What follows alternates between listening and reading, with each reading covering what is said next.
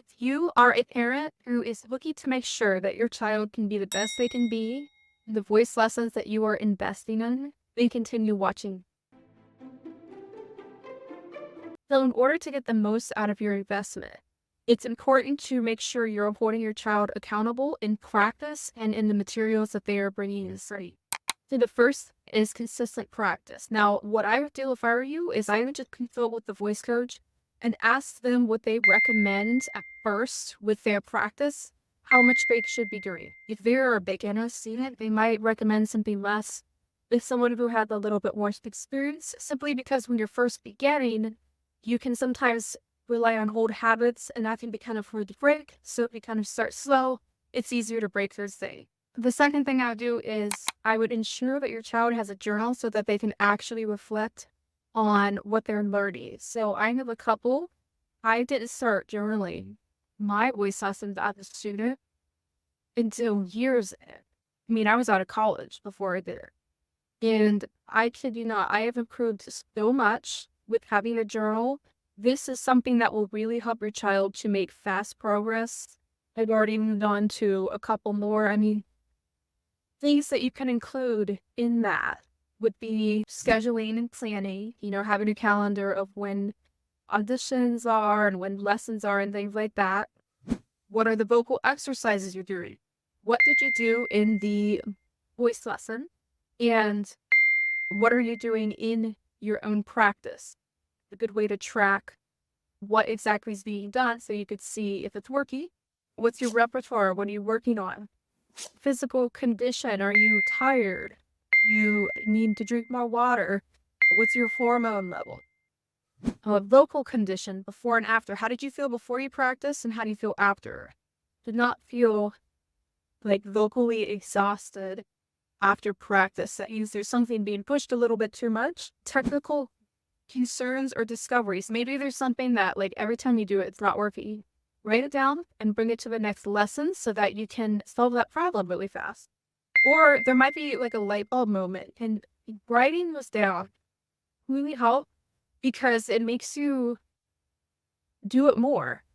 Sometimes we think, I was thinking earlier today about how sometimes we think that someone telling us what we're doing wrong is the only thing we need. We also need people telling us what we're doing right. Because sometimes we don't have discernment either way. And if you aren't continuing the things you aren't doing right, then what's the point? You want to keep your strengths very obvious and make everything the best that it can be. Write those discoveries down and that will help you to improve even more. Comments that you receive from other people, any goals that you have, you can put in listening notes. Like if you've recorded a lesson, which is something else I highly recommend just with your phone, is to record the lessons. Like you could take notes on them afterward. Lesson notes and any questions. So sometimes I'll have a question all the time when I'm practicing, but then when I get to the lesson, I go blank and I'm like, oh, I don't know. I don't think I have anything. But if you write it down throughout the week, then you can refer back to it. So this really helps me. It's also very great for manifest. Who really likes to think about the positive and make your dreams a reality quickly. Writing really, really helps. So I can't recommend that enough. The next thing is preparation for lessons. If you're dropping your child off and there's nothing in their hands, it's probably not good. They should probably have some sort of music. Your teacher might have already given it to them, or they might have asked you to buy a book, or they should be walking to a lesson with music and a pencil and water bottle. Then or if they have a tablet, that's fine too. They just need to have something to be reading off of. What happens if your child does not bring it is that oftentimes, I know with me, I will spend time during that lesson then refinding the music, looking for the book that it came from, and that just wastes everyone's time. So in order to just not waste everyone's time and just keep moving every lesson, make sure they are coming to the lessons with music. The next thing is organization. I encourage you to encourage your kid to stay organized with the music that they have.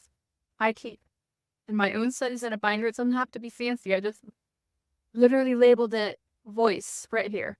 And I've I've organized mine by what I'm currently working on, audition ready, and what needs to be polished if I were to use something. But starting out, you might want to start with musical theater, classical, populars, or you could do it how I've done it as well if you have like a place where you're at where you're auditioning all the time. That could be a good idea. But just stay organized because this helps you find yourself.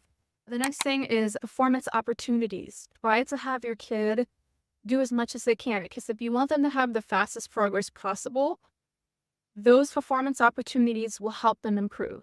So they don't have to be like perfectly ready yet.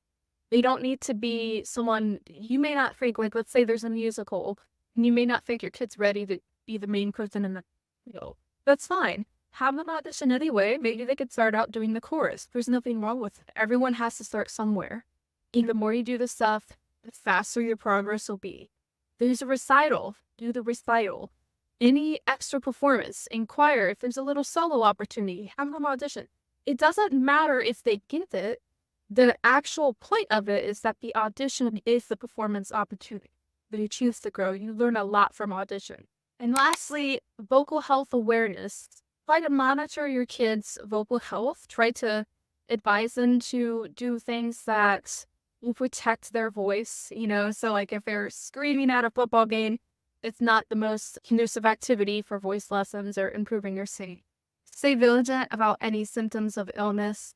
If you notice that your child is getting sick, I know it's not fun, but I would withhold them from whatever activity they're doing, even if it's a performance, simply because it's better to make a good impression. And if they are singing when they're sick, not everyone knows that they're sick and they think that they actually sound like that. So these are the things that I suggest with your child and holding them accountable with practice and their materials. This is a great way to ensure that you're getting the most out of your investment as a child. In the description box, check out, I have a free downloadable guide for parents that goes over the role of parents in supporting student success in voice lessons. Check that out because that will be very helpful for you. So what about you? What are some things that has really helped your child make the most progress in their voice lessons? Let me know in the comments below.